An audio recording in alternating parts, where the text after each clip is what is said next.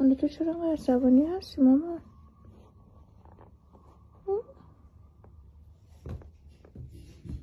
چی شده انقدر شما عصبانی شدی خانم؟ ماما بهراد گفت نکن. من دیگه عصبانی شدم. مگه داشتی چی کارش میکردی؟ میزدمش آخه دستم بازی میکردم. آها بازی بزن میکردی؟ خب دردش میاد. من دیگه با دوستش ندارم. خب دردش میاد. یکی هم تو رو بزن بازی کنه دردت میاد دیگه. نه چطوری؟ مثلا من رو بزنمت دردت نمیاد؟ نه یه بازی قشنگ‌تر بکنیم با هم. آخه نقاشی نمیکنه، همه بازی نمیکنه. ماما استراحت میکنی؟ استراحت میکنی؟ گندم تو شبیه اینی چقدر؟ شبیه سرنتفیتی شدی مامان. اینم قصد کنم.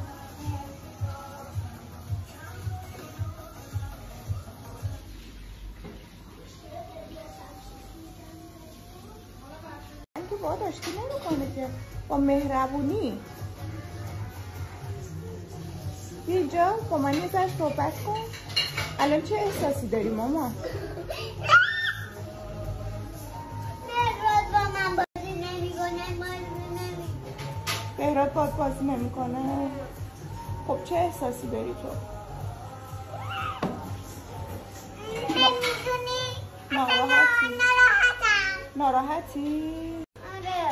خب به نظر راه حلش چیه مامان؟ آروم شی.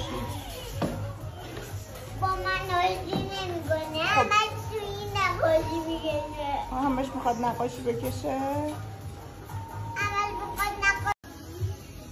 ماما جان ماما شاید کارتون بذار تا بهراد خوشش بیاد مامان نگاه کن. آخه تو خودت عشقی. باشه الان برات کارتون میذارم. من که دارم یه چیزی میکشم. چی میکشی؟ نقطه. تو چی میکشی بهراد؟ مامانم وای چه هنری هم این دوتا. سگ و با گربه ها اینطورین. باباش میشه سگ. بابای گربه میشه سگ. مامان گربه میشه گربه.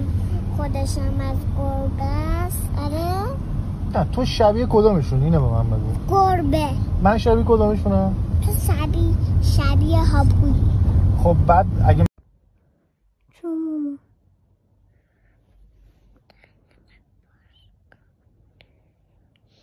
چی ماما؟ میگم تو که رفته بودی دکتر، من که نگرانت بودم شکمش خوب بشه. من هی برات گریم.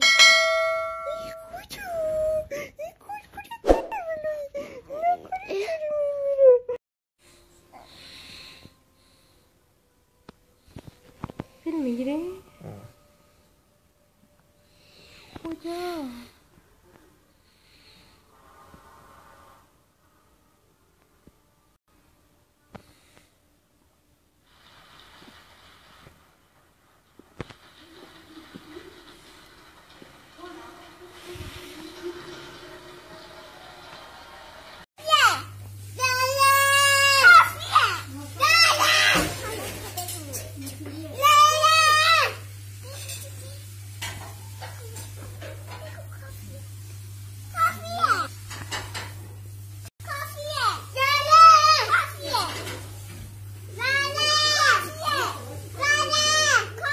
گندم تو نظری نداری ماما؟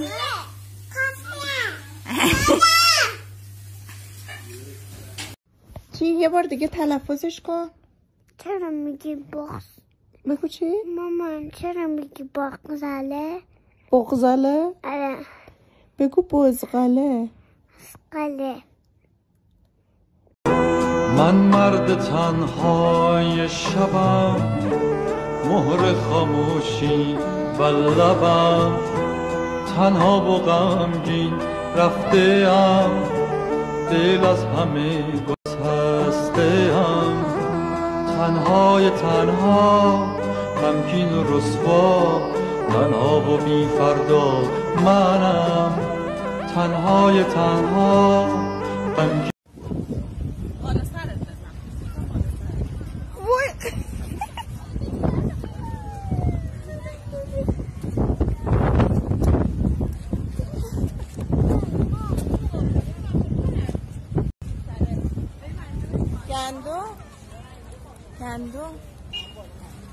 گندم مامان جان چیه؟ بگو سلام نینی بگو سلام نینی